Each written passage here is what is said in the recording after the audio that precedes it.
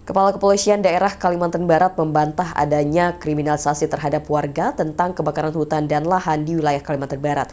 Pihaknya mengklaim tidak akan tebang pilih dalam penegakan hukum bagi pelaku pembakar lahan, baik perorangan maupun korporasi. Hal ini disampaikan Kepala Kepolisian Daerah Kalimantan Barat, Inspektur Jenderal Polisi Pipit Trismanto, yang membantah terjadi kriminalisasi terhadap warga tentang kebakaran hutan dan lahan atau karhutlah di wilayah Kalimantan Barat.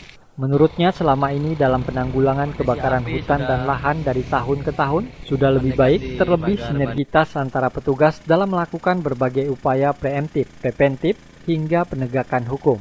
Situasi saat ini ditetapkan siaga darurat sehingga siapapun melakukan pembakaran lahan akan ditindak untuk memberikan efek jerah. Tidak semerta-merta mengkriminalisasikan warga.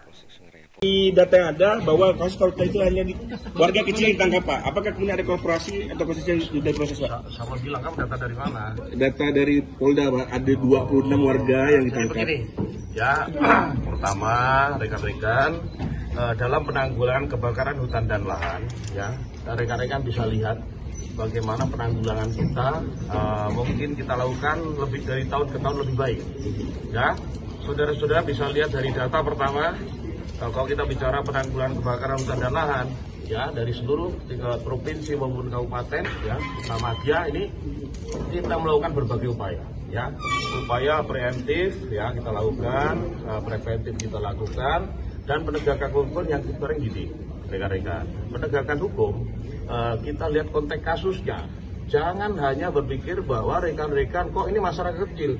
Ingat, situasi saat ini adalah situasi yang ditetapkan siaga darurat.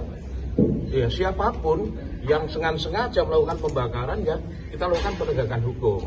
Irjen Pol Pipit Trismanto menambahkan, pihaknya mengklaim tidak akan tebang pilih dalam penegakan hukum bagi pelaku pembakaran lahan baik perorangan maupun korporasi.